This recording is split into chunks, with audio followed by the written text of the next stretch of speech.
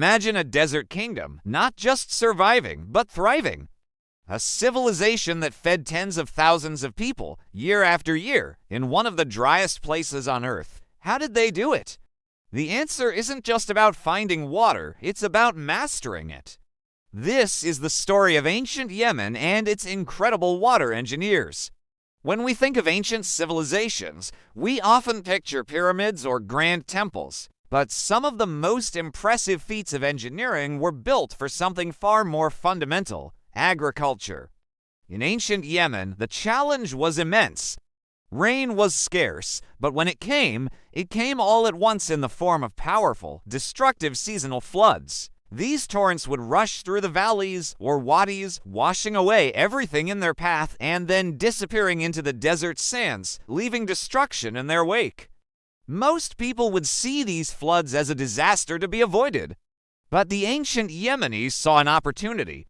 They looked at that rushing, destructive force and thought, what if we could capture that? What if we could tame that power and turn it into life? And that's exactly what they did. This wasn't a simple case of digging a well or a small ditch. This was state-level infrastructure, a complex system born from centuries of observation, experimentation, and deep understanding of their environment. Their philosophy was simple yet profound. Don't fight the water, guide it. Instead of trying to build a single massive wall to stop a flood, they developed a sophisticated system of barriers, channels, sluice gates, and reservoirs. Think of it like a giant filter. As the flood waters came roaring down the wadis, the first set of structures would slow the water down, breaking its initial destructive force. This slowing process was crucial. It allowed the heaviest sediments, like gravel and coarse sand, to drop to the bottom. Then, the now slower, cleaner water would be diverted into a network of smaller channels. These channels weren't just random. They were meticulously planned and laid out, spreading the water across vast areas of land. It was like a vascular system for the earth, delivering life-giving water and a layer of rich, fertile silt to the agricultural fields. This silt acted as a natural fertilizer, renewing the soil's vitality with every flood. They essentially designed a system that irrigated and fertilized their fields simultaneously. This wasn't guesswork, it required incredible precision. The engineers had to calculate the exact slope of the channels to ensure the water flowed at the right speed, not too fast to cause erosion, but not too slow to stagnate. They needed to know how to divide the flow, ensuring every section of farmland received its fair share. This required constant maintenance.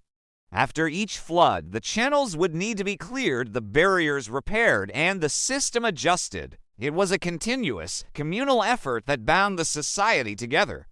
The most legendary example of this ingenuity is the Great Dam of Merib. This wasn't a dam in the modern sense, with a huge concrete wall holding back a massive lake.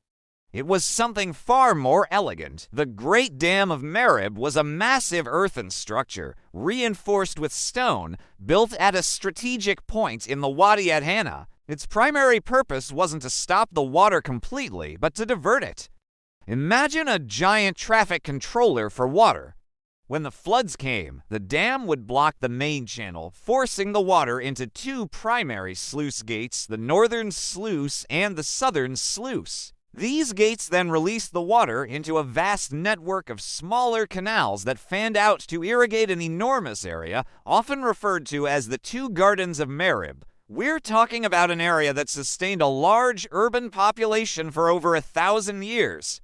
The scale is staggering. All of this was achieved without concrete, without steel, without engines or modern computer modeling. It was done with human labor, local materials, and an almost intuitive understanding of hydrology and geology. The engineers knew the land, they knew the water, and they knew how the two interacted. They had mastered the art of sustainable agriculture long before the term was even invented.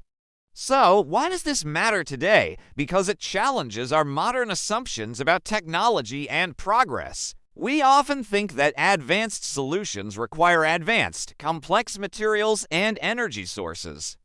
But the Yemeni system shows that deep understanding and clever design can be far more powerful. They created a resilient, long-lasting system that worked in harmony with nature's cycles, not against them. This infrastructure did more than just grow food. It shaped the entire society. The control of water was the source of wealth and power. The need to maintain the system created social structures and laws for water distribution. The surplus of food allowed for the growth of cities, trade, and culture. Merib became a major hub on the ancient incense trade route, a prosperous kingdom known throughout the ancient world, all built on the foundation of captured floodwater. The eventual decline of this system also holds a powerful lesson. After centuries of operation, the dam eventually fell into disrepair, leading to its final, catastrophic breach in the 6th century AD. The reasons are complex, a mix of social, political, and possibly environmental factors. But it shows that even the most brilliant infrastructure is fragile and requires constant care and social cohesion to survive. When the collective will to maintain the system faltered, the civilization it supported faltered with it. Today, as we face our own challenges with water scarcity and climate change, the story of ancient Yemen is more relevant than ever. It's a reminder that the most effective solutions are often those that are elegant, sustainable, and born from a deep respect for the natural world. It proves that human ingenuity has the power to turn a destructive force into a source of abundance.